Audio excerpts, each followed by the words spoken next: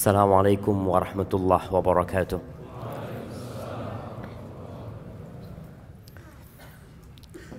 Alhamdulillah Rabbil alamin. Segala puji bagi Allah, Rabb, pemilik, pencipta, pengatur alam semesta ini. Indonesia hanya bagian kecil dari kerajaan Allah Azza wa Jalla. Bumi tempat kita berdiri di atasnya itu milik Allah Azza wa Jalla. Allah menciptakan bumi ini untuk satu tujuan. Tapi banyak manusia yang lupa dengan tujuan tersebut. Dia sibuk berlari. Dia sibuk berkejar-kejaran. Mencari sesuatu yang kalau didapat dia tinggal. Wa bihi nasta'in ala umurid dunya waddin. Dan dengannya kita minta pertolongan.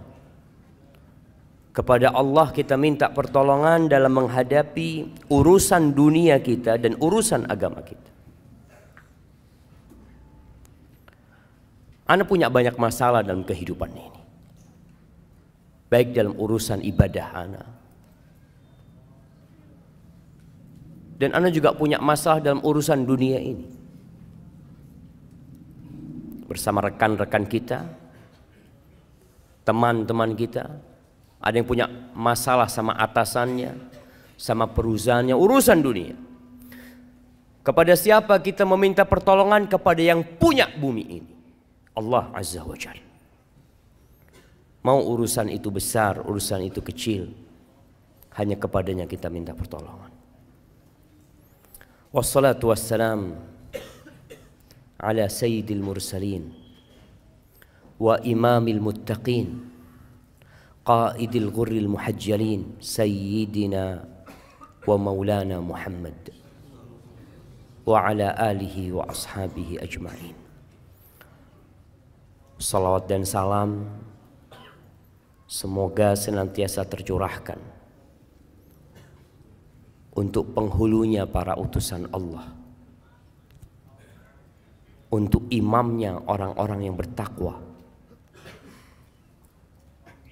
untuk yang termulia di antara umat manusia yang kelak menjadi pemimpin di padang mahsyar untuk orang-orang yang beriman,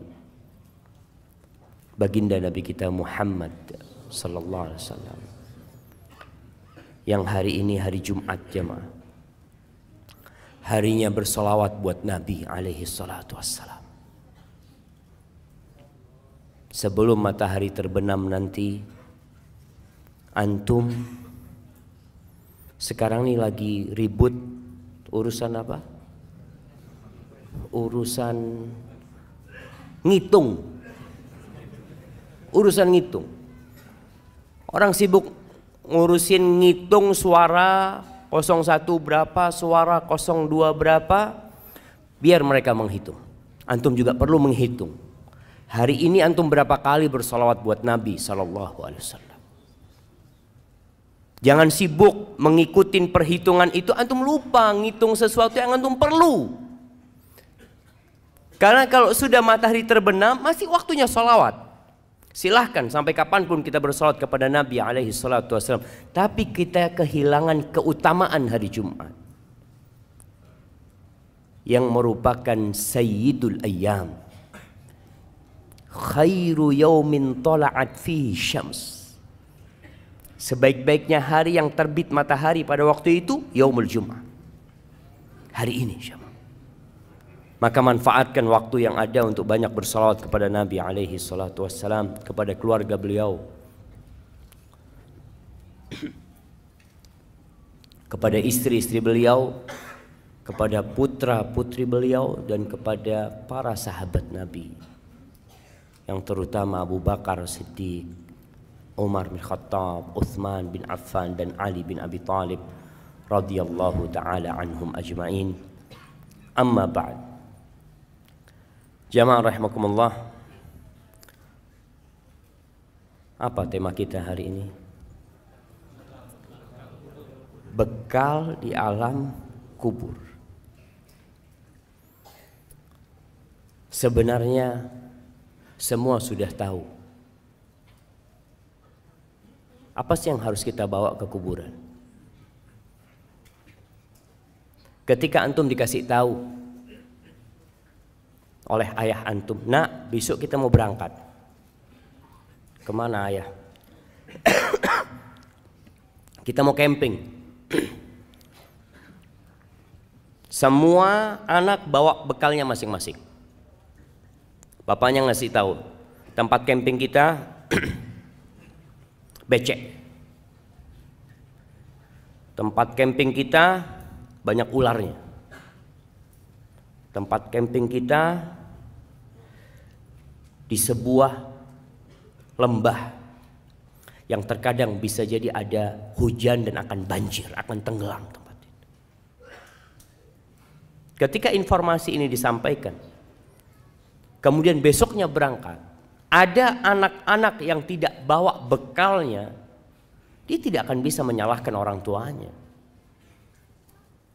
Ketika sampai sana dia nggak bawa tenda. Sampai sana dia udah tahu nanti gelap gulita, dia nggak bawa penerangan, dia nggak bawa lampu. Salahnya siapa? Salahnya dia. Dan kalau bicara kuburan, kita udah tahu kuburan itu seperti apa. Antum berangkat ke kuburan,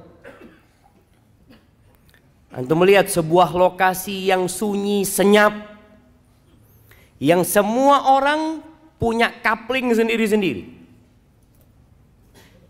Bahkan kalau sekarang ada orang yang kuburannya itu harus diperbaharui, sewanya tiap 2 tahun, bayar lagi. Padahal cuma 2 kali 1 meter. Lobang yang sempit, yang kalau kita berangkat ke sana mungkin sebagian di antara antum pernah menggali kuburan. Antum bisa bayangin ketika gali kuburan itu. Ini tempat aneh yang terakhir. Sebesar apa rumah yang antum miliki? Seindah apa antum membuat sebuah bangunan tempat tinggal antum sama keluarga antum? Tapi kita semua harus tahu, tempat balik kita sama. Mau orang paling kaya di muka bumi ini, mau orang paling berkuasa di Indonesia ini, jabatannya paling tinggi di negeri kita, presiden, yang sekarang semua berebut untuk jadi presiden, nanti akhirnya akan ada di lubang itu, sama dengan tukang sampah. Masya Allah, dan rame-rame ketawa-ketawa di sana cuma. Ana izin minum dulu ya.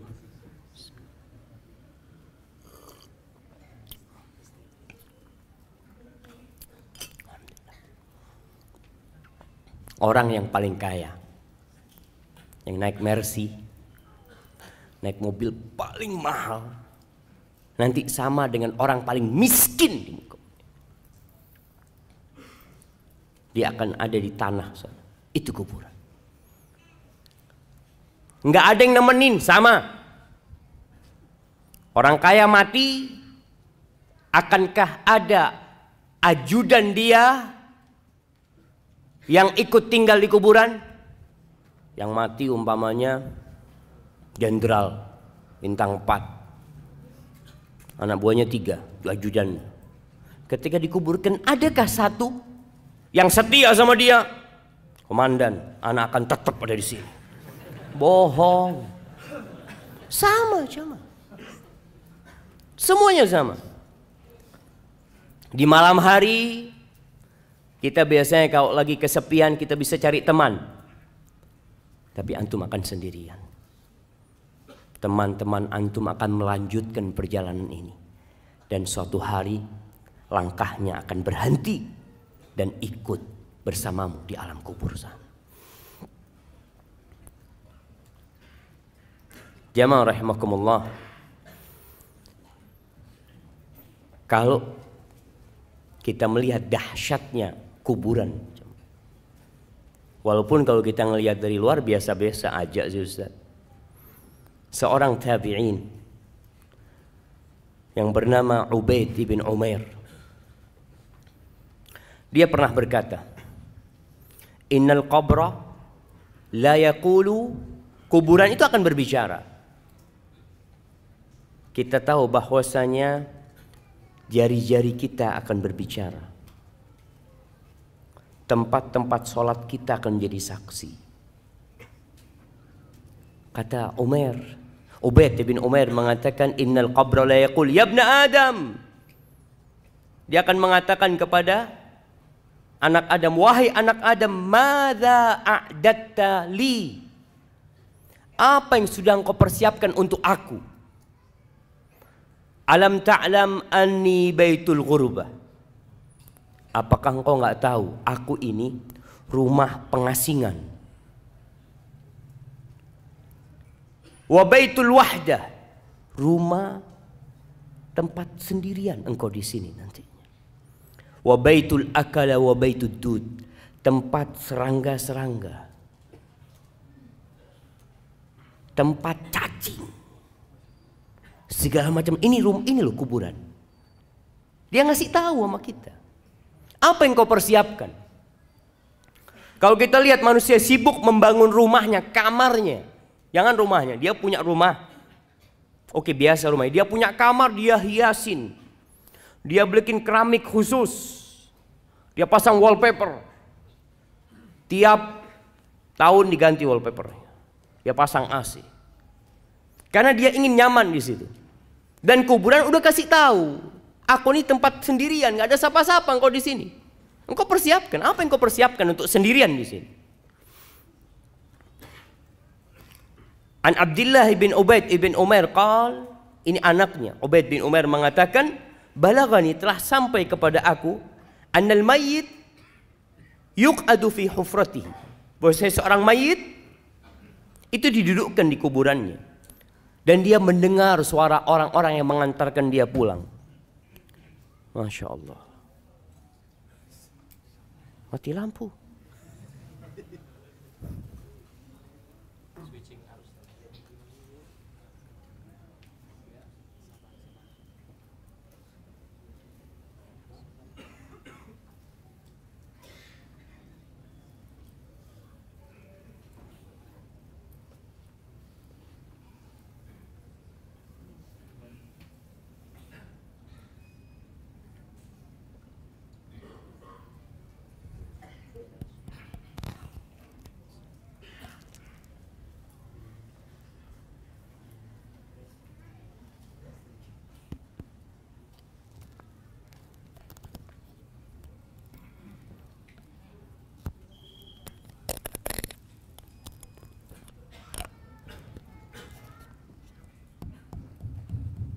Masya Allah. Sampai mana? Sampai kuburan. Akhirnya kuburan itu berkata kepada orang yang ada di dalamnya, wayhak ibna Adam, celaka engkau Adam, dengarkan nih. Alaysa qad hudzirtani wa hudzirta dhiqi? Engkau kan udah dikasih tahu, aku ini tempat yang sempit loh. Engkau tuh diperingatkan tentang aku, bahwasanya aku baunya busuk. Engkau udah tahu ini tempat yang menyeramkan. Hadza ma a'adtu laka, ini yang aku siapkan untuk engkau di sini di kubur. Terus yang kau siapkan apa?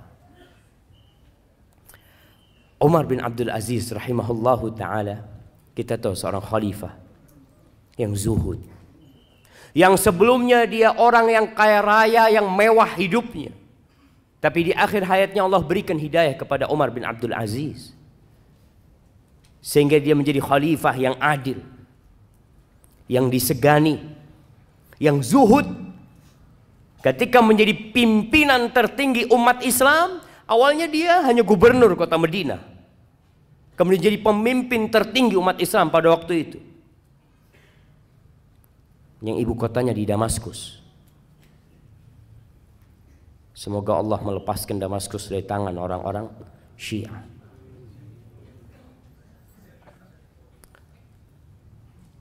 ketika dia jadi khalifah, dia pernah berkata kepada pejabat-pejabat negara yang biasa duduk sama dia. Dia mengatakan kepada salah satu di antara mereka, "Ya fulan, laqad bittul laila." Aku tadi bermalam atafakkar fil qabri wa sakinihi. Aku bertafakkur, memikirkan tentang kuburan dan orang yang tinggal di kuburan. Innaka law ra'aital mayyit ba'da thalathin fil qabr. Engkau kalau melihat kondisi mayit setelah 3 hari di kuburan, lastauhashta min qurbihi ba'da tulil unsi minka binahiyatihi. Engkau akan ketakutan untuk dekat sama orang itu setelah 3 hari. Padahal ketika hidup engkau kepingin dekat sama dia, duduk sama dia. Tapi setelah dia mati 3 hari, bongkar kuburannya, akan tercium aroma yang begitu menyengat. Mungkin akan melihat belatung-belatung yang ada. Engkau tidak akan lagi mau dekat sama dia. Padahal dulu teman baikmu dia. Wala ra'aita baitan tajulu fihil hawa. Engkau akan melihat sebuah rumah yang penuh dengan binatang-binatang, dengan serangga-serangga. Wa yajri fihi sadid. Akan ada nanah yang mengalir. Wa takhtarikud didan. Dan cacing itu, ulat itu keluar masuk, belatung keluar masuk dari tubuh dia. Ma'a taghayyurir raiha. Dan aromanya yang tidak nyaman. Wabalal akfan, kafannya juga sudah rusak.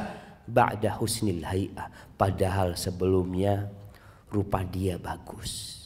Watibir rih, aromanya wangi. Wanaqa'is thawb, biasanya kalau datang bajunya bagus orang ini. Datang kajian kita tahu, Masya Allah bajunya bagus, bisa duduk di sampingmu. Setelah mengatakan itu Umar bin Abdul Aziz, dia pingsan. Pernahkah antum memikirkan kuburan itu? Rasulullah sallallahu alaihi wasallam dalam hadis riwayat Tirmizi mengatakan, "Ma ra'aitu manzaran qat illa wal qabru afdha minhu." Tidak pernah aku melihat sebuah pemandangan melainkan kuburan itu lebih menyeramkan dari semua yang kau lihat. Ya, kita harus mempersiapkan diri. Semuanya bakal mati, itu sebuah kepastian. Kullu nafsin dha'iqatul maut. Semua yang bernyawa pasti mati. Mau sehat, mau sakit. Jangan antum memikirkan bahwasanya antum belum waktunya. Nggak usah, anak sehat saat. Alhamdulillah. Kira-kira kapan antum mati? Wallahu a'lam. Tapi masih lama kayaknya. Antum ada orang lagi fitness, mati di tempat fitness. Ada orang lagi nyanyi, yang dia mungkin berpikir akan tobat di akhir umurnya, mati di atas panggung dia. Ada seorang yang menjadi biduan, antum pernah lihat? Jangan lihat tapi. Nah, ada seorang biduan, anak nggak ngelihat, anak baca. Benar, ada seorang biduan yang nyanyi bersama ular kobra. Digigit mati di atas sana, jemaah. Ana yakin dia nggak memikirkan akan mati di tempat itu. Dia ingin mati dalam kondisi yang baik. Dia ingin mati dalam kondisi sedang kajian. Semua orang, insya Allah yang fitrahnya masih baik, ada keinginan untuk berubah dan mati husnul khotim. Semua ingin. Tapi siapa yang tahu, jemaah? Maka ketahui tidak ada pemandangan yang lebih menyeramkan kalau antum memikirkan lebih dari kuburan. Wallahi jamaah. Suatu hari ada orang menjumpai Umar bin Abdul Aziz. Dia masuk ke tempatnya Umar bin Abdul Aziz. Dia heran melihat wajah Umar bin Abdul Aziz. Sudah kurus ya. Yang dulu tampan, yang dulu segar bugar. Kelihatannya udah. Karena capek beribadah Umar bin Abdul Aziz dan ngurusin umat. Akhirnya orang ini takjub dengan pemandangan ini. Kenapa kok kayak gini gitu dia. Apa kata Umar bin Abdul Aziz? Ya fulan, dia mengatakan, sekarang engkau heran melihat wajahku, kondisiku seperti ini. Gimana kalau engkau melihat aku setelah 3 hari dalam kuburan? Waqad kharajatil hadaqatan fasalata 'alal khaddain. Kedua mataku sudah ngelupas dari tempatnya. Keluar dari tempatnya, kemudian ada di pipi kedua mataku. Wa taqallasat asyafatani an asnan. Bibirku sudah ngelupas sehingga gigiku kelihatan. Wan fatahal fam, mulutku terbuka. Wa nata'al bat fa'ala sadr, perutku akan membengkak. Kemudian mungkin pecah menutupi dadaku. Wa kharaja sulbu minad dubur, dan tulang-tulang keluar dari dubur. Wa kharaja dud minal manakhir, dan engkau melihat belatung itu keluar masuk dari hidungku. Engkau akan lebih heran daripada apa yang kau lihat sekarang ini. Oleh antum harus memikirkan pemandangan itu. Kita ini sering tertipu. Apalagi anda lihat kadang-kala foto. Nih kamera-kamera tukang tipu semuanya. Antum kadang-kala foto kan ada pilihan macam-macam. Ada yang tambah putih, ada yang tambah ini, subhanallah. Antum coba pikirkan. Dan ada foto tambah tua sekarang. Iya. Coba antum memikirkan itu. Rasulullah sallallahu alaihi wasallam tiap hari, pagi dan petang, tiap sholat, beliau senantiasa berlindung dari azab kubur. Beliau mengatakan, Allahumma inni a'udzubika min azabil qabr wa min azabi jahannam wa min fitnatil mahya wal mamat wa min syarri fitnatil masihid dajjal. Terus berlindung. Karena beliau tahu urusan kuburan ini. Mungkin sebagian di antara kita baca tuh doa, tapi tidak meresapi itu doa. Karena sudah menjadi rutinitas, setelah membaca innaka hamidum majid, dia mengatakan Allahumma inni a'udzubika min azabil qabr. Antum bisa bayangin ketika antum menunjuk dan antum memikirkan kuburan. Bagaimana ketika daging itu sudah ngelupas, ketika antum tinggal sendirian, nggak ada lagi yang peduli sama antum. Antum nggak bisa menambah amalan sedikit. Rasulullah sallallahu alaihi wasallam menggambarkan bagaimana ketika orang itu mati, kemudian dimandikan, kemudian ditaruh di keranda. Wahtamalahar rijal ala a'naqihim, dibawa di atas keranda oleh lelaki-lelaki menuju ke kuburan. Apa yang terjadi dengan orang yang ada di dalam sana? Kalau dia orang yang soleh, yang dia sudah mempersiapkan kuburannya, yang dia sudah pasang AC di kuburannya, dia udah luaskan kuburannya, dia akan mengatakan qaddimuni, qaddimuni, kata dia, cepat letakkan aku di tempatku, segera. Karena dia tahu dia telah mempersiapkan kuburan dia. Wa in kana ghaira dzalik, tapi kalau orang ini bukan orang yang soleh, orang yang belum mempersiapkan kuburannya, yang dia sibuk mempersiapkan rumahnya di dunia, dia sibuk dengan jabatannya. Masya Allah, antum bisa melihat kesibukan orang berebut jabatan sekarang. Kalau lupa dia dengan kuburannya, orang itu akan berteriak mengatakan, ya wailaha, aina yadhhabuna biha. Celaka nih orang-orang, mau dibawa kemana jenazah itu? Mau dibawa kemana tubuhku itu? Kenapa? Karena dia tidak memikirkan kuburannya. Sebagian orang bangun kuburan, setelah mati dibangun kuburannya. Kuburannya dikasih atap. Ya, biar nggak kehujanan dalam ya. Kesian dibohongin bapaknya sama anaknya. Dikasih ini, ayah, anak belikan marmer yang bagus. Apa gunanya buat ayahnya? Antum harus pikirkan gimana ayahmu di dalam sana, luas kuburannya. Oh kalau gitu Ustaz, ana mau beli tanah 1 hektar lah buat kuburan ayah. Tetap kuburan ayah 1x2. Walaupun tanahnya 1 hektar.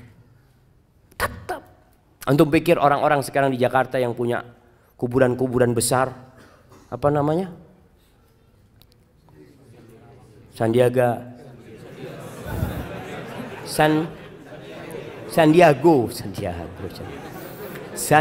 Hill.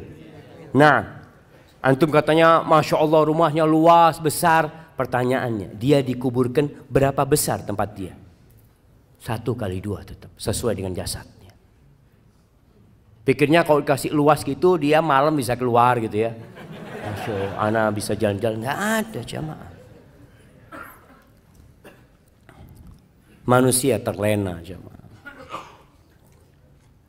Allah menyebutkan hal itu. Alhaakumut takatsur hatta zurtumul maqabir kalla sawfa ta'lamun thumma kalla sawfa ta'lamun kalla law ta'lamuna ilmal yaqin la tarawunnal jahim thumma la tarawunnaha 'ainal yaqin thumma la tus'alunna yawma idzin 'anil na'im. Manusia ini terlena, lupa dengan masa yang akan datang. Dia sibuk dengan masa dia sekarang ini. Dia sakit ke dokter, hatinya sakit nggak diobatin.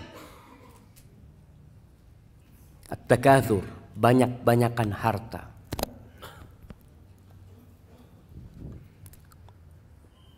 Mencari kekayaan boleh, silahkan. Antum bekerja, mencari dunia tapi untuk akhirat. Namun yang namanya takatsur ini akan sampai suatu titik antum itu sudah nggak butuh sama duit. Antum kalau buka berangkas besi antum lihat rekening antum sudah cukup sampai umur antum 100 tahun. Tapi kenapa terus cari duit? Kalau orang berpikir cukuplah, ana mau istirahat, mau beribadah. Duitnya ini cukup, ana punya duit 1 triliun. Kira-kira cukup buat berapa tahun 1 triliun? Kalau tiap bulan antum habis 1 miliar, anggap 1 miliar antum. 1 tahun 12 miliar. 10 tahun 120 miliar. Cukuplah. Berapa tahun jemaah? 80 tahun kira-kira. Nah, antum sekarang umurnya sudah 60 tahun. Antum coba mikir, ih cukup sudah. Tapi orang itu alhaakumut takatsur. Terus bermewah-mewahan. Berbanyak-banyakan harta. Boleh antum jadi orang kaya. Dan ana harap semua yang di masjid ini jadi orang kaya tapi bertakwa. Dia capek dari pagi sampai sore cari fulus. Kemudian dia pasang keramik di dalam kuburannya. Ya dengan amal soleh jamaah. Jangan antum pasang keramik sekarang ya anak udah cukup. Aduh kayaknya kurang bagus. Boleh pasang TV di sana. Antum kalau orang soleh kuburannya itu maddal basar. Kita itu senang nonton jamaah, senang melihat yang indah-indah. Allahu Akbar. Anak kadang kala pegang HP sama anak-anak, melihat tempat-tempat yang indah. Ya Allah, bagus banget. Nanti antum di kuburan, itu akan dibukakan jendela. Antum bisa melihat surga Allah Subhanahu wa taala. Datang aroma-aroma yang wangi. Kalau antum mempersiapkan untuk itu, jamaah.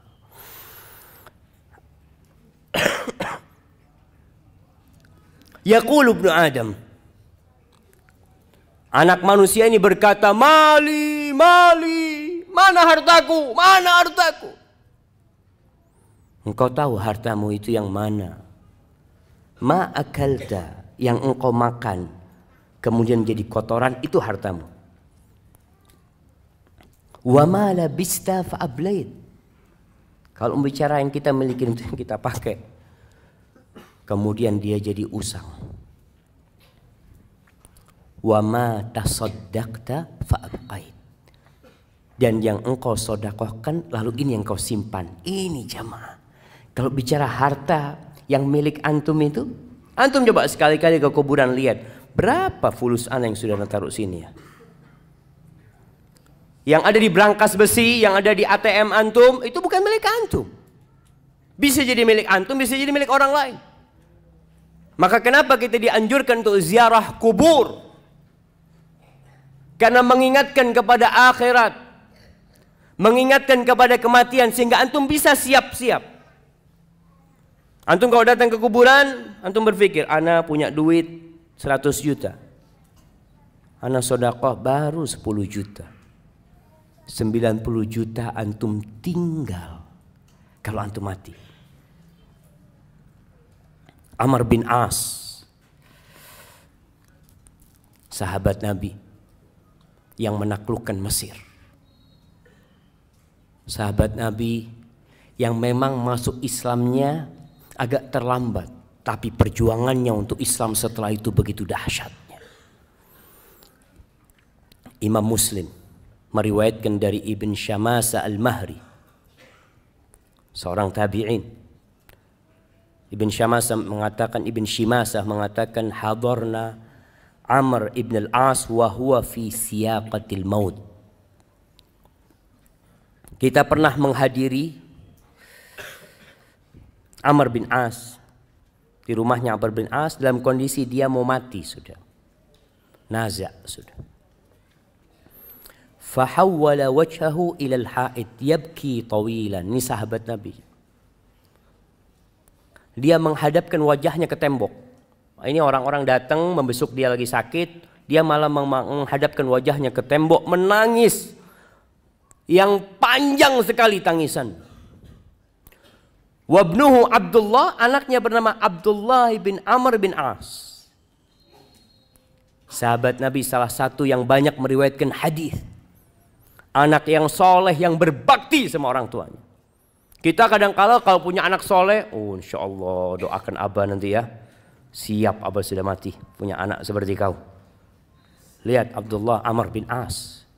Dia punya anak seorang sahabat yang soleh. Dia menangis panjang. Anaknya berkata kepada ayah, ma yubkik, apa yang membuatmu menangis? Wahai ayahanda, ama basyaraka Rasulullah sallallahu alaihi wasallam bikada, ama basyaraka bikada. Mulai disebutkan keutamaan-keutamaan abahnya. Bukankah Rasulullah SAW memberikan kabar gembira kepadamu tentang ini, tentang ini, tentang ini? Supaya abahnya berhenti menangis, supaya dia merasa senang dengan apa yang diucapkan oleh putranya. Apa kata Amr bin As? Qala wa huwa fi dzalika yabki wa wajhu ila al-ha'id. Qala thumma aqbala biwajhi. Terus bapaknya ini ngadep ke sana tapi akhirnya menoleh kepada kita. Faqala, lalu dia memberikan wasiat kepada orang-orang yang ada di kamar itu. Inna afdal mimma tu'addu alayya syahadatu an la ilaha illallah wa anna Muhammadar Rasulullah sallallahu alaihi wasallam. Sesungguhnya yang paling mulia yang dipersiapkan untuk aku, yang aku persiapkan itu adalah syahadat la ilaha illallah dan Muhammad Rasulullah SAW. Ini memang bekal utama seorang untuk kematian. Man kana akhiru kalamihi la ilaha illallah dakhala al-jannah. Barang siapa yang akhir ucapannya la ilaha illallah, niscaya masuk surga. Ini bekal yang utama. Tahu Amr bin As dengan hal itu.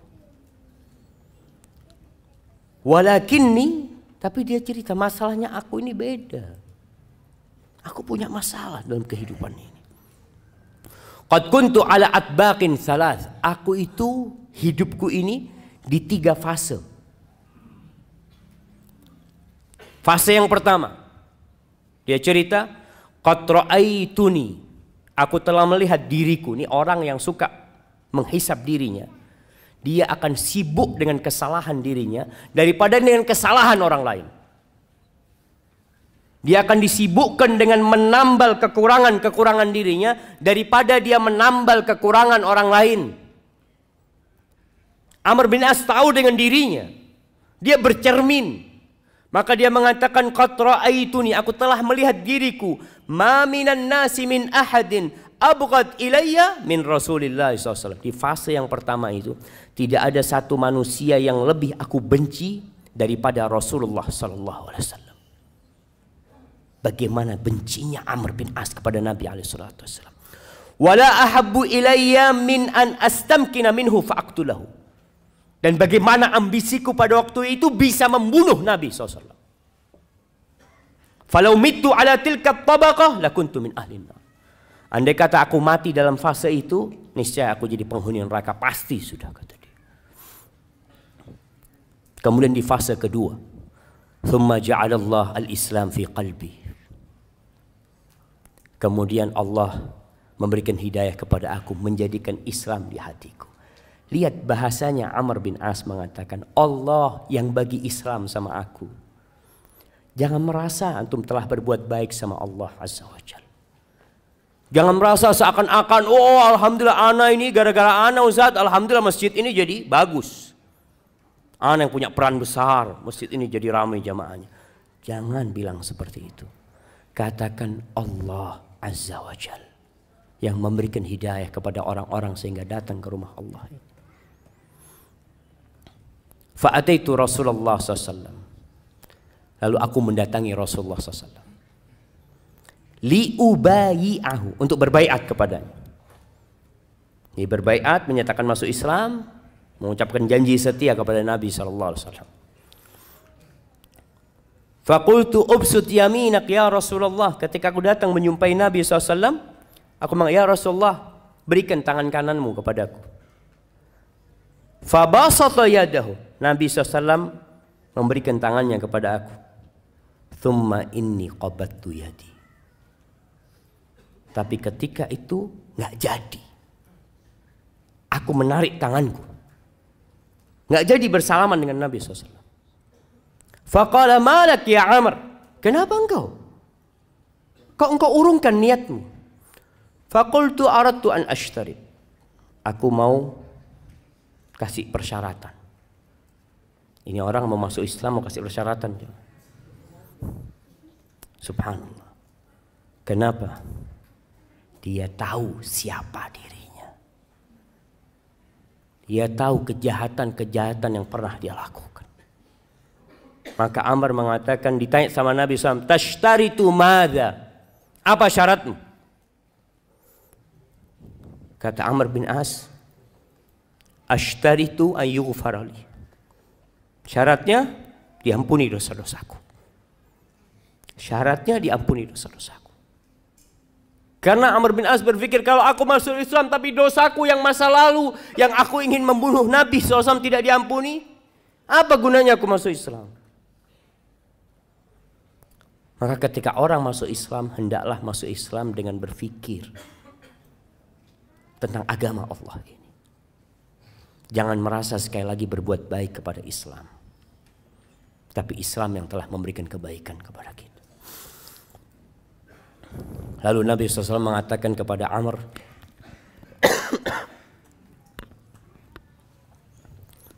Ama alimta ya Amr, annal Islam yahdi ma kana qabla. Wahai Amr, apa engkau enggak tahu kalau seorang dengan masuk Islam, semua dosa-dosa dia dihapuskan. Wa annal hijrata tahdi ma kana qabla, dan hijrah itu menghancurkan dosa-dosa masa lalu. Hijrah dengan fisiknya, hijrah dengan hatinya. Dosa-dosa masa lalu dia selesai. Wa annal hajj yahdi ma kana qabla. Haji itu juga sebuah amalan yang menghapuskan dosa-dosa yang sebelumnya. Lalu Amr bin As menyebutkan tentang dirinya lagi. Faqad ra'aituni, setelah itu Aku melihat diriku, ma minan nasi ahadun ahabbu ilayya min Rasulillah SAW. Wala ajallu fi aini minhu. Enggak ada orang yang lebih aku cintai daripada Nabi SAW. Enggak ada orang setelah itu yang lebih aku agungkan daripada Nabi SAW. Walau su'iltu wala ajallu fi aini minhu. Di mataku enggak ada orang yang lebih agung, yang lebih wibawa daripada Nabi SAW. Andai kata ada orang minta kepada aku agar aku mensifati, menceritakan bagaimana wajah Nabi SAW, ma'ataqtu, aku nggak bisa. Kalau diminta, gimana sih wajah Nabi SAW? Aku nggak akan bisa. Padahal Amr bin As ini orang yang cerdas, sampai dikenal Dahiyatul Arab. Dia orang pinternya orang Arab. Tapi kalau ditanya gimana wajah Nabi SAW, aku nggak bisa mensifati. Kenapa? Li'anni lam akun utik an amla aini ijlalan. Aku nggak pernah melototin melihat wajah Nabi SAW sebagai bentuk penghormatan aku kepada Nabi SAW. Falau mittu ala tilka tabaqah, kalau aku mati pada fase itu, rajautu an akuna min ahli jannah. Aku berharap aku menjadi penghuni surga. Fase pertama masuk neraka, kalau mati di fase kedua, ia berharap dia. Tidak mengatakan dia akan menjadi penghuni surga. Rajaut. Seorang mukmin ketika beribadah kepada Allah antara takut dan harap. Harap-harap cemas. Aku berharap kalau aku mati pada waktu itu, kita itu jemaah kepingin mati dalam kondisi taat. Antum berharap mati dalam kondisi sedang sholat, sedang ngaji, sedang baca Al-Quranul Karim, sedang umroh. Sebagian orang berangkat umroh kepingin tidak balik lagi supaya dia dicabut nyawanya di sana. Tapi tahu-tahu sampai Jakarta lagi. Astagfirullah, sampai Jakarta lagi. Iya, ada orang yang kepingin karena mati husnul khotimah. Harapannya seperti itu ketika mati dalam kondisi berihram. Thumma wullina asya' ba'd. Setelah itu, ini yang aku takutkan. Setelah meninggalnya Rasulullah SAW, kita dikasih kekuasaan. Ini buat para penguasa, para pejabat, apa saja kekuasaanmu. Biasanya orang kalau duduk di jabatannya mulai berubah. Yang awalnya di saf pertama, akhirnya jadi imam buat orang-orang masbuk. Jadi imam dia, tapi khusus buat orang-orang masbuk. Allahu Akbar. Wulitu asya' ba'd falastu adri ma ana fiha au ma hali. Aku nggak tahu kondisi aku ketika aku menjabat. Jadi gubernurnya Mesir Amr bin As. Subhanallah. Amr bin As ini jamaah. Kalau antum baca sejarah Amr bin As, pada waktu menyerang Mesir, di perjalanan itu dia berhasil menghadang rombongan anaknya Muqawqis, raja Mesir pada waktu itu. Putrinya itu dikirim ke Palestina untuk menikah dengan salah satu raja Romawi. Nama putrinya Romunusa apa? Dengan emas, dengan macam-macam dikirim untuk ke sana karena sudah dinikahkan. Ketika ditangkap oleh Amr bin As, Amr bin As itu mengatakan kepada para sahabatnya, kalian ingat Raja Muqawqis itu pernah kirim hadiah buat Nabi kita Sallallahu Alaihi Wasallam. Pernah kirim bagla. Bagla itu campuran antara kuda sama keledai. Kasih hadiah buat Nabi, bagla yang bagus, dan mengirimkan seorang budak, Maria Al-Qibtiyah. Gimana menurut kalian kalau kita balas kebaikan raja itu agar tahu dengan kebaikan Nabi kita Muhammad SAW? Itu dibalikin rombongan itu ke Mesir, jemaah. Jadi banyak kebaikan Amr bin As radhiyallahu taala. Maka dia mengatakan, aku nggak tahu kondisi aku ini gimana sekarang. Fa idza ana mittu fala tashabni naihatun wala nar. Kalau aku mati, tolong nggak ada wanita-wanita yang meratap, yang menangis-nangis, yang menemani aku ke kuburan, yang mengantarkan aku ke kuburan. Wala nar, nggak ada api-api untuk memeriahkan orang mau mati, dimeriahkan. Kadangkala pasang mercon atau apa, nggak ada. Faida dafantumuni, kalau kalian telah menguburku, fasunnu alayya turab sannan, itu debu kalian timpakan kepada aku. Ya, jangan keras-keras maksudnya Amr bin As. Sudahlah, kalian ratakan aku dengan tanah. Fa idza farautum min qabri, kalau selesai kalian mengubur aku, famkuthu inda qabri, kalian jangan pulang dulu, kata Amr bin As. Dia tahu gimana kondisi di kuburan. Dia bakal sendirian, dia bakal ditinggal sama semuanya. Tapi dia minta famkuthu inda qabri qadra ma yunharu jazur wa yuqsamu lahmuha. Tolong kalian ya tetap di kuburan sebentar lah. Seperti orang menyembelih onta kemudian membagikan daging-daging. Ya berapa menit kalian tetap di sana. Fa ini asta'nis bikum, supaya aku tidak merasa kesepian. Dia takut ditinggal. Hatta a'lam madza uraji bihi rusul rabbi, sehingga aku tahu bagaimana aku menjawab pertanyaan-pertanyaan mungkar dan nakir. Ahibati fillah, orang ketika mati itu diikutin oleh 3 hal. Yatba'ul mayyit salas. Apa yang ikut ke kuburan jemaah? Siapa yang mau jawab?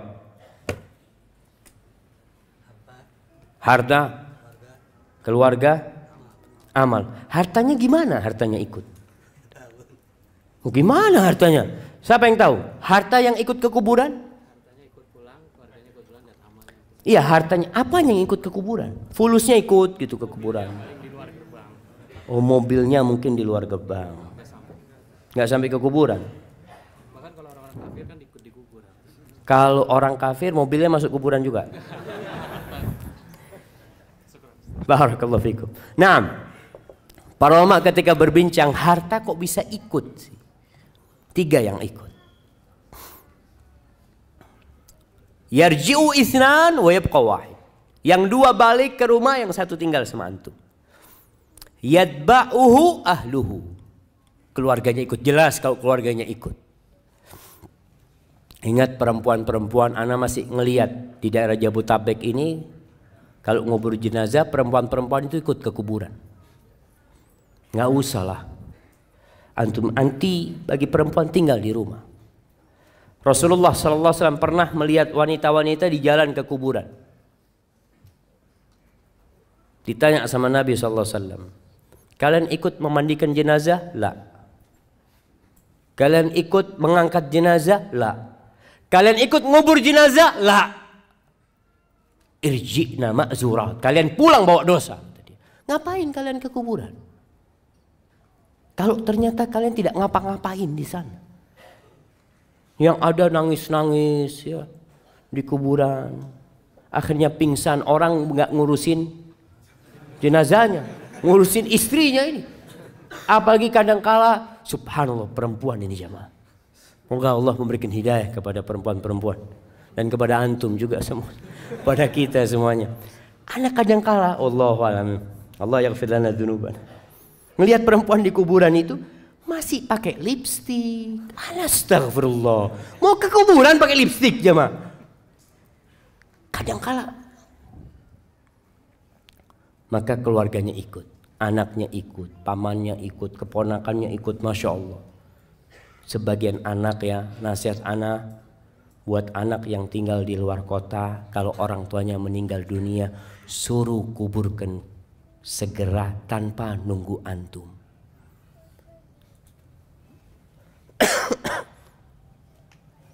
Itu sebagai bentuk kebaktian antum sama orang tua. Antum kadang-kadang mengatakan, enggak, anak ingin mengucapkan salam terakhir. Selesai, enggak ada salam terakhir, sudah mati. Seharusnya engkau dampingin orang tuamu sebelum mati. Jangan ketika dia mati disuruh nunggu anaknya 24 jam. Anaknya di luar pulau. Ditunggu padahal sudah meninggal, tempat dia bukan di muka bumi ini lagi. Selesai, katakan kuburkan orang tua anak. Engkau gimana? Nggak apa-apa, yang penting orang tua anak sampai ke tempatnya. Engkau datang, kemudian engkau datang ke kuburannya, boleh sholat jenazah di atas kuburan. Sholatin di atas kuburan. Nggak harus nunggu antum. Keluarganya ikut. Wa malu, hartanya ikut. Ulama ketika berbincang tentang hartanya yang ikut ini, mengatakan ini dulu. Dulu itu ada budak. Budak itu harta. Di mana diperjualbelikan. Sehingga budak-budaknya pada ikut menguburkan. Tapi juga ada yang ke kuburan naik kendaraan mungkin. Ada yang dinaikkan kereta atau apa ke kuburan. Mungkin kalau sekarang pakai mobilnya ikut. Dan yang ketiga, bisa jadi dia diikutin sama hartanya karena dia orang kaya. Antum lihat kalau orang kaya mati, Masya Allah, kuburannya itu rame. Masjid rame. Sampai pernah ada seorang jemaah, cerita temen nih, nggak tahu di Bekasi atau di mana. Dia cerita, ada salah satu ikhwan meninggal dunia, disolatkan di sebuah masjid, rame yang nyolatin jemaah. Salah satu jamaah masjid tanya, ini orang kaya dari mana yang mati? Kenapa Pak katanya? Iya berarti kan bisa ngasih amplop kepada semua yang sholat itu. Subhanallah. Nggak tahu itu di mana jamaah. Ada yang pernah sholat jenazah dapat amplop? Ada yang pernah? Angkat tangan. Mana jamaah? Dapat berasan tuh. Masya Allah. Kasih sini. Jadi ngambil berasnya di mana tuh?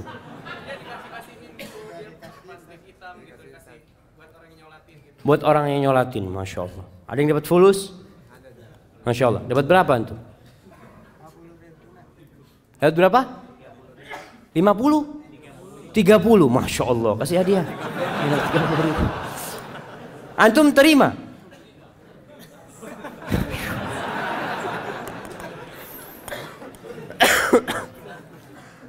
Iya, tadi ketika orang kaya raya banyak yang nyolatin karena dia orang terhormat di kampungnya, ikut. Tapi selesai itu pulang. Wa yabqa wahid. Yang tinggal di kuburan itu tinggal satu, yaitu amalan dia. Ketika orang-orang pergi, amalan itu akan datang sama dia. Kalau dia orang soleh, amalan itu datang dalam wujud seorang manusia yang tampan, wajahnya indah, pakaiannya bagus. Dia perlu teman di kuburan sana. Lalu ditanya sama orang yang sudah di kuburan, man anta? Wajhuka alladhi ya'ti bil khair. Wajahmu ini wajah orang baik gitu loh. Dan bajumu baik, kata dia. Kata orang ini, ana amaluka saleh. Aku amal solehmu, kata dia. Kemudian kuburan yang sempit itu yumaddu lahu maddal basar. Dibentangkan sepanjang mata memandang, lebih luas daripada rumah dia di muka bumi. Kalau orang punya rumah, ya rumahnya masih tertutup tembok, ya, tapi di kuburan sepanjang mata memandang luas dia. Kemudian dibukakan tadi jendela, dia melihat ini tempatmu di surga, kata dia. Lalu orang soleh ini akan mengatakan, dauni, biarkan aku mau kasih kabar kepada keluargaku supaya nggak nangis lagi mereka sudah. Kata dia, engkau tinggal di sini, selesai sudah urusanmu dengan dunia. Tapi kalau amalnya amal soleh, amal toleh, amal buruk, sama juga akan diam di situ. Datang seorang dengan wajah yang menyeramkan, dengan aroma yang busuk. Lalu orang ini di kuburan melihat orang itu ketakutan, mengatakan, man anta? Kamu siapa kamu? Wajahmu wajah yang mendatangkan keburukan, aromamu busuk. Apa kata orang ini? Ana amaluka toleh. Aku amalanmu. Engkau dulu yang beramal aku seperti ini. Lalu kuburan itu disempitkan buat dia. Dan dibukakan jendela menuju ke neraka. sehingga datang kepada dia panasnya neraka itu. Lalu orang ini mengatakan, Rabbi la tuqimis sa'a, ya Allah jangan didirikan kiamat ya Allah. Karena dia tahu kalau kiamat terjadi maka dia akan masuk ke sana.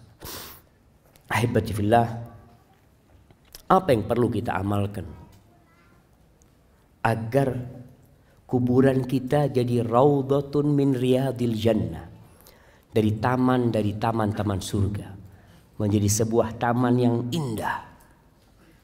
Selama kita hidup kita harus mempersiapkannya.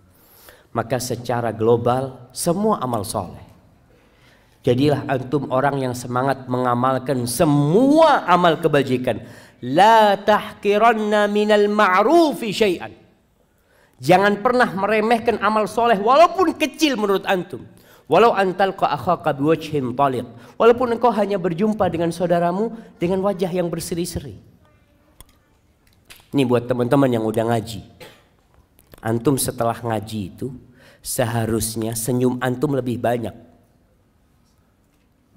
kepada tetangga, kepada rekan-rekan antum, supaya masyarakat di kampung itu merasakan antum nih jadi baik sekarang setelah hijrah.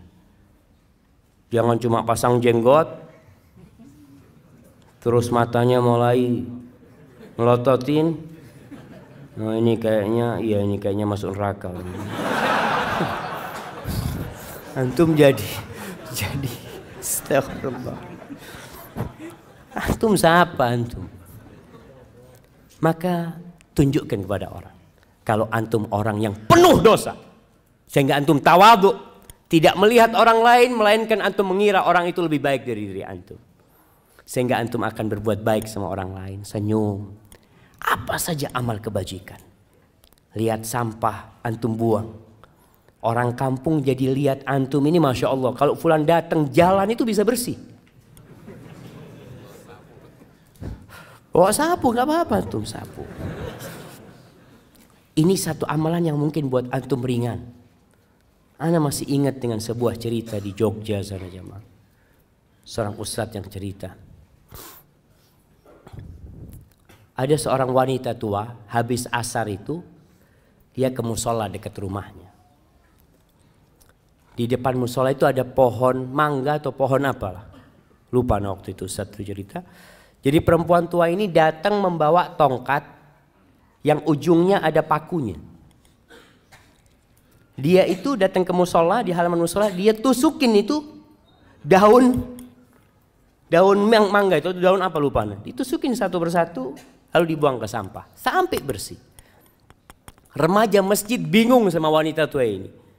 Kenapa wanita tua ini kok nggak bawa sapu aja ya? Disapu kan lebih cepat. Akhirnya suatu hari sebelum perempuan itu datang sama remaja masjid disapu itu daun. Bersih pelataran masjid ini. Wanita tua itu datang menangis dia jemaah. Menangis orang itu. Bingung akhirnya remaja masjid, kenapa ya Allah, apa yang sudah kita lakukan? Ibu-ibu kan seharusnya gembira gitu loh, nggak capek-capek lagi nyapuin gitu kan. Seharusnya jazakallah khair udah selesai, makasih banyak. Apa kata ibu tua ini? Ana itu dengan setiap daun yang ana ambil itu, ana bersolawat buat Nabi SAW. Mungkin orang nggak tahu jamaah, tapi Allah tahu dengan amalan antum. Kita perlu punya amalan yang tersembunyi, yang tidak ada manusia yang tahu, yang mudah-mudahan itu yang menjadi penerang kuburan kita. Di antara amalan yang bisa membuat kuburan kita penuh dengan keindahan, disebutkan dalam hadis riwayat Muslim dari Salman Al-Farisi bahwa Rasul sallallahu alaihi wasallam mengatakan ribatu yaumin wa lailatin khairun min siyami syahrin wa qiyami. Seorang yang berjihad di jalan Allah, yang menjaga perbatasan-perbatasan negeri Islam, dia berjaga-jaga di sana, itu lebih baik daripada dia puasa sebulan penuh, qiyamul lail sebulan penuh. Wa in mata ujriya alaihi amaluhu alladhi kana ya'mal. Kalau dia mati dalam kondisi seperti itu, amalan itu akan terus dikirimkan kepada dia pahalanya. wa ujriya alaihi rizquh, rizkinya akan disampaikan kepada dia, wa aminal fattan, dan dia akan selamat dari fitnah kubur nanti. Kemudian termasuk yang menyelamatkan dari azab kubur adalah orang yang mati syahid, di mana dia tidak akan difitnah di kubur. Cukup pedang-pedang yang terhunus yang mungkin menyebabkan dia takut dan kaget, itu menjadi fitnah dia di dunia, sehingga di kuburan dia akan diselamatkan. Kemudian membaca sebuah surat yang terdiri dari 30 ayat. Masya Allah. Al-Mulk, Masya Allah, kirimkan ke sana. Kata Nabi SAW, 30 ayat tashfa' li sahibiha hatta ghufira lahu. Ada 30 ayat yang akan memberikan syafaat kepada orang tersebut sehingga orang itu diampuni dosa-dosanya, yaitu suratul Mulk. Dianjurkan dibaca tiap malam. Antum baca suratul Mulk. Ada orang baca surat supaya kaya. Ini supaya anak dapat fulus banyak ini. Ingat, orang yang beramal untuk dunia Allah kasih. Allah kasih. Antum sodakoh untuk sembuh, Allah sembuhkan antum. Boleh, silakan. Tapi jangan cuma minta dunia. Mintalah akhirat, jamaah. Antum baca Quran, yakini dengan setiap huruf itu 10 kebaikan. Kemudian dengan setiap ayat itu seperti antum, Masya Allah, mendapatkan seekor onta yang gemuk. Dan untuk pahala antum di akhirat, insya Allah dunia ini Allah akan berikan kepada antum. Tapi kalau antum minta dunia, ya sudah dikasih urusan dunia, akhirat nggak dapat apa-apa. Karena antum memang hanya meminta dunia. Maka berusaha untuk memperbanyak amal soleh. Ziarah kubur. Sekali-kali antum datang ke kuburan, sehingga antum di sana bisa berpikir, apa yang sudah ana persiapkan? Sudah berapa banyak bekal antum? Antum jangan berbangga dengan tubuh antum yang indah, yang perempuan, yang kadangkala selalu memoles wajahnya. Ingat, nanti kedua matamu akan keluar dari matamu. Pipimu yang indah akan lobang berisi belatung. Perutmu semua juga akan penuh dengan kotoran. Hingga hal itu membuat kita mempersiapkan diri apa yang akan kita lakukan. Karena Rasul sallallahu alaihi wasallam mengatakan, "Aktsiru dzikra hadzimil ladzat." Kalian banyak-banyak mengingat pemutus kelezatan. Pemutus kelezatan, yaitu kematian. Hadza wallahu a'lam bishawab. Itu yang bisa saya sampaikan pada kesempatan kali ini. Semoga mendorong kita di bulan Sya'ban ini untuk banyak-banyak beramal soleh, untuk bertobat kepada Allah atas dosa-dosa yang kita lakukan. Baik. Namanya ada pertanyaan yang sudah dijawab dalam penjelasan tadi. Ustadz, bagaimana hukumnya kalau kita diwasiatkan untuk menguburkan orang tua di kota A, sedangkan saat ini orang tua kita tinggal di kota B yang jaraknya 6-8 jam perjalanan dari kota A? Apakah mengikuti wasiat itu atau dikuburkan di tempat tinggalnya? Jazakallah khair. Gak apa-apa, wasiat itu selama tidak bertentangan dengan agama boleh dilaksanakan. Kalau ada orang meninggal dunia di Jakarta umpamanya, dia wasiat tolong ana dimakamkan di Mekah umpamanya.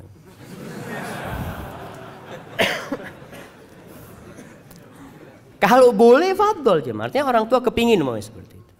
Dia ingin dimakamkan di Mekah, silahkan. Kalau dia berwasiat seperti itu. Tapi kayaknya kalau di Mekah sulit.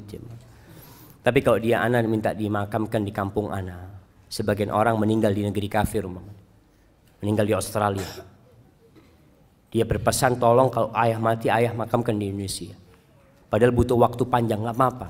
Karena kadang-kala orang tua takut di sana itu nggak ada yang mendoakan nanti. Jarang yang mendoakan. Makanya kenapa kalau kita meninggal dunia, berusaha untuk dikuburkan di tempat yang banyak orang soleh di sana. Dengan harapan banyak yang mengucapkan salam ke sana. Karena salamnya orang itu bukan hanya buat keluarganya, tapi buat semua yang mati. Assalamualaikum ya ahlad diyar. Jabir bin Abdullah radhiyallahu taala anhu, dia punya ayah itu ketika perang Uhud dimakamkan satu lubang sama orang lain. Hatinya itu nggak enak, jamaah. Dia nggak ingin ayahnya satu kuburan sama orang itu. Akhirnya dipindah sama Jabir bin Abdullah radhiyallahu taala anhu.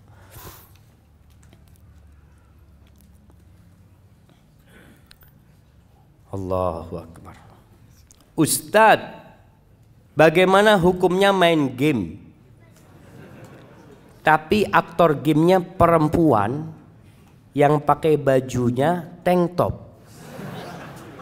Apa boleh Ustadz? Astagfirullah. Masa perlu ditanyakan apa boleh jemaah? Enggak boleh lah. Astagfirullah. Main game aja jemaah. Ini termasuk yang melalaikan. Termasuk yang melalaikan jemaah. Antum bisa bayangin kalau orang Indonesia main game, tutup Indonesia ini jemaah. Nah, dapat apa dia main game? Sehat Ustadz, alhamdulillah Ustadz. Anak periksa ke dokter itu jempol anak sehat. Jempolnya doang yang sehat. Nah, wallahi bahaya game ini jemaah. Seharusnya dihilangkan game itu. Rabi ibn Khusaim pernah anaknya minta izin sama putrinya, mengatakan, ayah aku mau main. Ngomong sama ayahnya, anakku ngomong yang baik lah, jangan ngomong mau main. Akhirnya kata ibunya, kau ngomong sama bapak aku mau ngobrol sama teman-teman. Ya silahkan kata dia. Kenapa kalau dia nggak ngomong, tidak mau dengan kata-kata main? Dia mengatakan permainan itu selalu dicela sama Allah Subhanahu wa taala. Kita itu harus serius menghadapi kehidupan ini. Tidak bermain-main jemaah. Orang subhanallah kerjanya main, game ini main terus. Tinggalkan game. Nasihat ana, tinggalkan game. Sudah bukan waktunya, antum harus serius.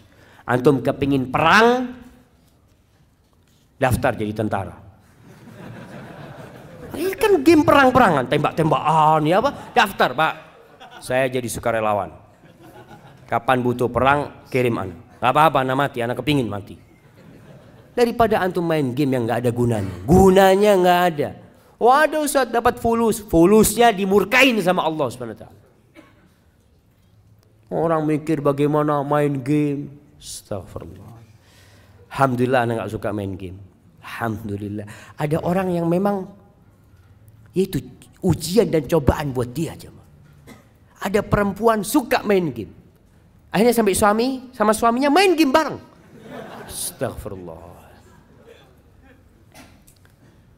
Di rumah ana banyak sekali semut, kecoa dan kelabang. Sudah beberapa kali ana usir. Masya Allah, gimana untuk ngusirnya? Dengan dibersihkan, disapu, dipel. Masih saja Ustaz. Lalu sekarang ana semprot pakai baygon. Ana lihat sedih sekali matinya mereka. Berdosa ke ana Ustaz. Ingat semut itu termasuk binatang yang tidak boleh dibunuh. Ketika mengganggu boleh dibunuh. Tapi selama tidak mengganggu, antum melihat ada semut lewat ya, ngapain ini? Ambil baygon antum, bunuh dia. Antum biar dia mau lewat, mau main kemana gitu, seperti itu. Nah artinya kalau mengganggu boleh dibunuh. Tapi kalau kelabang sama kecoa, boleh, dia termasuk serangga yang bolehlah dihilangkan karena memang apalagi kelabang yang berbahaya itu. Ustadz, saya seorang istri yang sudah, Masya Allah, sudah jangan ditaruh lagi ke atas. Ustadz, saya seorang istri yang sudah berhijrah, tapi suami saya belum. Dan untuk sholat 5 waktu nggak pernah Ustadz. Padahal saya selalu mengingatkan suami untuk sholat. Yang saya tanyakan, apakah masih ada surga di suami saya buat istrinya? Apa yang harus saya lakukan Ustaz? Nah, berusaha untuk diperbaiki. Karena kondisinya anti memang menikah sama dia dulu, bukan melihat kepada agamanya. Artinya bertahun-tahun anti hidup sama dia itu aman-aman saja. Ketika anti berhijrah, antum melihat ada masalah di suami, kasih nasihat. Kalau nasihat dari anti tidak bisa masuk kepada dia, lewat orang tuanya. Kalau sudah nggak mungkin kasih nasihat, anti boleh gugat cerai. Gugat cerai. Sebagian ulama dalam mazhab Hambali berpendapat orang yang meninggalkan sholat, full sama sekali tidak sholat, sudah kafir. Sehingga pernikahannya sudah batal secara otomatis. Itu dalam sebagian mazhab Hambali. Karena orangnya dianggap murtad. Tapi dalam mazhab Syafi'i tidak. Dia masih muslim tapi yang melakukan dosa besar. Engkau punya hak untuk cerai. Mudah-mudahan dengan engkau gugat cerai, kalau ditanya apa masalahnya, masalahnya dia nggak sholat. Kalau dia sholat, aku tidak akan gugat cerai. Maka insya Allah dengan cara itu semoga suamimu dapat hidayah. Artinya tujuannya itu supaya suami berubah. Barakallahu fikum. Dan bagaimana azab kubur bagi orang yang berselingkuh dan berzina. Dan apabila bertobat bagaimana cara agar tetap istiqamah. Rasulullah SAW ketika Isra Mi'raj beliau melihat azab kubur. Khususnya buat orang-orang yang berzina, beliau melihat ada lelaki dan wanita di dalam tungku. Kayak di dalam tungku jamaah yang atasnya sempit, bawahnya lebar. Kayak gentong gitu jamaah. Yang atasnya sempit. Di bawah itu ada api. Jadi ketika api itu membara, mereka naik ke atas, dibakar mereka. Mau keluar nggak bisa keluar. Tahu-tahu api itu redup sekali. Nanti dibakar lagi. Karena orang berzina biasanya nafsunya naik kemudian turun. Seperti itu dibakar terus sampai kiamat. Antum bisa bayangin, antum punya jari. Cobalah kalau antum mau coba ya. Antum pasang korek, coba 1 menit lah. Kalau kuat 2 menit. Antum nggak kuat. Orang-orang yang kurang imannya, mereka lah yang akhirnya melakukan dosa zina. Sehingga Nabi SAW mengatakan la yazni zani wa huwa mu'min. Tidaklah seorang berzina dalam kondisi berzina dia beriman. Imannya itu keluar aja ketika dia melakukan perzinahan itu. Karena kalau dia beriman, dia dilihat sama Allah Azza wa Jalla ketika melakukan perzinahan itu. Dan Allah murka dengan perbuatan itu. Ingat jemaah, ada suatu hari yang semua akan dibongkar. Walaupun istrimu nggak tahu, suamimu nggak tahu, orang satu kampung nggak tahu, tapi Allah tahu dengan perbuatan tersebut. Dan azab kubur menanti sebelum nanti diazab pada hari kiamat. Na'udzubillahi minan nar. Assalamualaikum Ustaz. Apakah jika seorang ketika sudah meninggal di dalam kuburnya sempit dan gelap, masih memungkinkan bisa terang dan lapang berkat doa anaknya yang soleh? Nah, masih memungkinkan. Masih memungkinkan. Artinya seorang yang meninggal dunia memang amalannya putus kecuali 3. Yang pertama, ilmu yang bermanfaat. Nah, idza mata ibnu Adam itu hadisnya. Ilmu yang bermanfaat, ilmun yuntafa'u bihi. Maka berusahalah antum punya ilmu yang bermanfaat. Apa contohnya? Ngajar ngaji antum. Artinya antum yang bisa ngaji berangkat ke masjid, saya mau ngajar ngaji. Nggak apa-apa sudah, orang-orang tua mau belajar sama saya mau ngajar ngaji. Atau ilmu umum yang bermanfaat, yang orang itu dapat manfaat dari ilmu tersebut. Silahkan antum ajarkan. Yang kedua, sedekah jariyah. Sedekah jariyah. Sedekah yang terus berlanjut jemaah. Bangun masjid, gali sumur buat orang. Antum menyekolahkan orang, masukkan pesantren, ana biayain. Dia berilmu, belajar dengan uang antum, insya Allah antum dapat pahala. Ketika dia ngajarkan ilmu tadi, karena antum sudah memberikan biaya kepada mereka. Jadi sedekah jariyah. Yang ketiga, awaladin salihin yad'ulahu. Anak soleh yang mendoakan.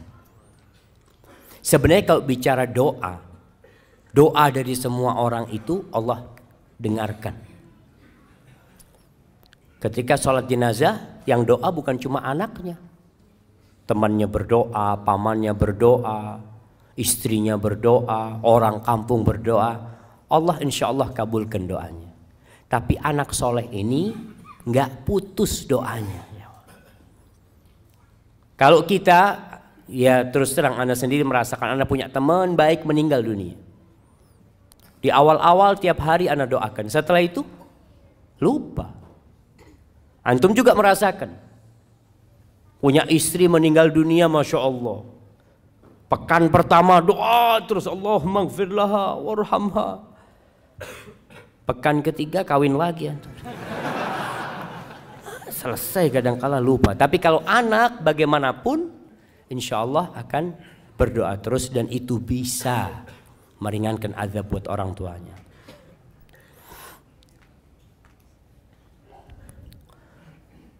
Bagaimana caranya agar di dalam pembicaraan tidak ada unsur ujub? Sebab Ustadz, saya adalah seorang guru yang suka ditanya tentang hal agama atau nasihat. Lalu saya menjawab sesuai kapasitas ilmu agama yang saya miliki. Saya takut dalam penjelasan kepada orang yang bertanya itu saya ada unsur ujub yang saya tidak sengaja.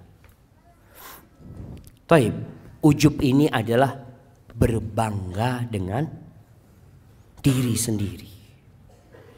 Antum takjub dengan diri sendiri, lupa sama Allah Azza wa Jalla.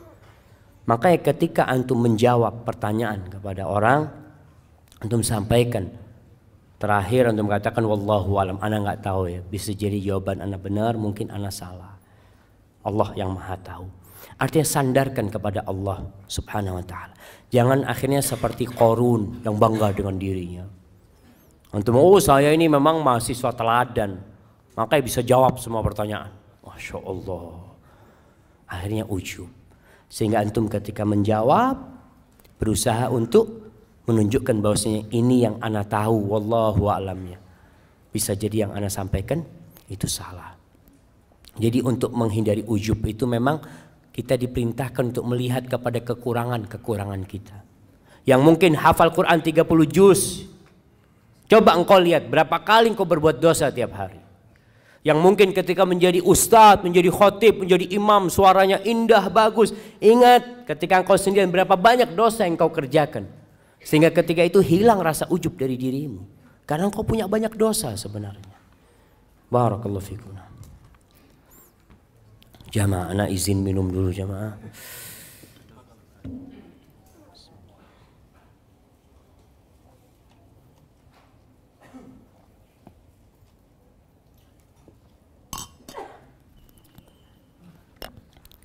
Assalamualaikum. Alhamdulillah. Qadarullah. Ibu ana sudah tidak bersama kami 7 tahun yang lalu karena sakit diabetes dan sudah komplikasi. Alhamdulillah semasa hidupnya rajin ibadah dan baik kepada siapa saja, namun belum kenal sunnah. Bapak ana bercerita sebelum meninggal ibu ana merasa kesakitan kakinya dan mengucapkan istighfar, lalu minta dipijat oleh bapak ana. Setelah itu tiba-tiba ibu ana tidak sadarkan diri, langsung meninggal di hadapan bapak ana. Bapak ana kaget, lalu refleks memeluk ibu ana dan mencium aroma wangi keluar dari telinganya. Apakah aroma tersebut adalah ruh ibu ana yang keluar dari jasadnya? Mengapa tercium aroma wangi dari telinganya? Apakah meninggalnya ibu ana termasuk husnul khotimah? Jamaah, memang orang yang soleh ketika keluar itu dalam bau yang wangi sekali. Malaikat-malaikat itu membawa kafan-kafan dari surga yang wangi. Ruh itu keluar ditangkap oleh malaikat, dibawa ke langit. Setiap lewat itu mereka mengatakan siapa ini, wangi banget aromanya. Kemudian dikembalikan ke bumi. Jadi wallahu a'lamnya, berkaitan dengan ruh ini, orang-orang ketika bertanya tentang ruh kepada Nabi SAW, Allah mengatakan qulir ruh min amri rabbi. Ruh itu urusan Rabbku. Jadi mungkin ada kejadian-kejadian di dunia ini, orang yang melihat azab kubur ditampakkan, atau dia melihat nikmat kubur, mungkin dia melihat. Tapi wallahu a'lam bishawab, kita tidak bisa memastikan hal itu. Kadangkala ada orang kafir, kalau antum lihat ya di film-film dulu itu kafir tersenyum matinya, tapi Allahu alam, kita nggak tahu. Maka kita serahkan kepada Allah Azza wa Jal. Kalau tadi abah antum mencium aroma wangi dari telinga ibu antum, semoga ibu antum husnul khatimah ya. Karena sebagaimana antum sebutkan tadi, dia termasuk orang yang baik. Hadza wallahu a'lam bishawab. Ustaz, bagaimana cara menghilangkan, mengurangi ngambek, kesal pada suami? Saat teringat akhirat dan alam kubur, ana takut jadi istri yang tidak taat. Na'udzubillah. Tapi ana suka kesal dan ngambek bila ada yang kurang berkenan. Bagaimana cara menguranginya? Nabi SAW sudah memberikan tips kepada kita, yaitu melihat kepada kelebihannya, melihat kepada kebaikannya. Kalau anti melihat kepada kekurangannya, semua punya kekurangan.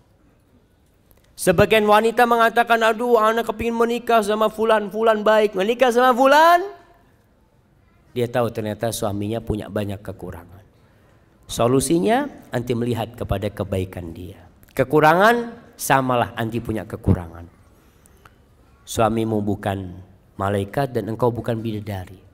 Dan lihatlah kepada kekurangan dirimu. Masya Allah. Kayaknya udah suruh berhenti anaknya.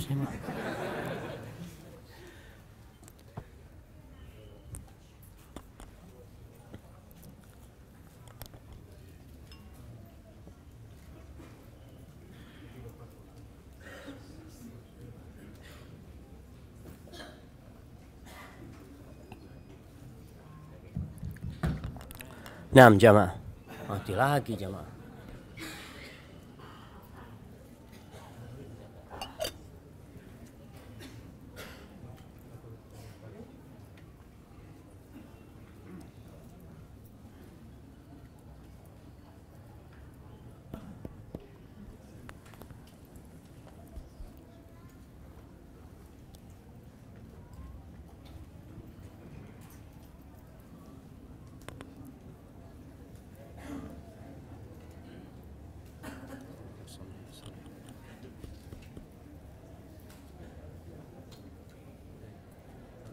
Penutup lah, masa tutup.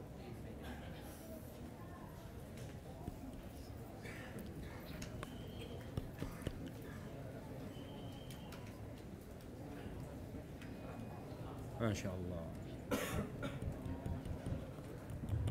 Nah, jadi lihatlah kepada kelebihannya, yang lihat kepada kekurangannya. Semoga dengan cara itu kita juga lihat kita juga banyak dosa lah. Semoga itu menghibur diri kita. Ini pertanyaan terakhir.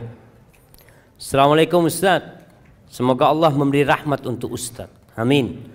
Apa hukumnya tidak menghadiri pernikahan walaupun kita diundang? Anak kemarin gak hadir di sebuah pernikahan karena anak suka akhwat tersebut, Ustaz. Tapi anak gak kuat lihat dia ijab qabul sama yang lainnya. Allahu Akbar jamaah. Nah, ini pertanyaan menarik sekali jemaah. Artinya antum diundang dengan oleh saudara antum, antum datang. Wajib datang kalau tidak ada halangan. Tapi kalau antum takut pingsan di sana umpamanya, ngerepotin orang banyak, ya nggak usah hadir. Karena kadang-kala ada perasaan bener nggak tahan lah jemaah. Antum ngelihat ketika namanya fulan itu calonnya mengatakan qabil tu nikah tazwija bil, takut antum melakukan tindakan-tindakan yang maka mungkin ada ada uzur antum untuk tidak hadir di sana. Tapi yang jelas begini, takdir Allah itu indah. Ketika antum cinta dengan seseorang, maka antum cinta kebahagiaan buat orang itu. Kalau bicara cinta tidak harus memiliki, tapi bagaimana orang itu berbahagia dengan orang yang dia cintai, antum akan bahagia. Dan semoga Allah memberikan kepada antum ganti yang lebih baik dari itu perempuan. Dengan cara seperti itu. Hadza wallahu a'lam bishawab. Itu yang bisa saya sampaikan pada kesempatan kali ini. Apabila benar itu dari Allah Azza wa Jal, kalau ada yang salah dan kurang berkenan itu dari diri anak pribadi, Allah dan Rasulnya terbebaskan dari kesalahan itu. Jamaah ada sisa waktu untuk berdoa, untuk bersalawat kepada Nabi sallallahu alaihi wasallam. Jangan sia-siakan waktu yang ada. Subhanakallahumma bihamdika asyhadu an la ilaha illa anta astaghfiruka wa atubu ilaik. Wassalamualaikum warahmatullahi wabarakatuh.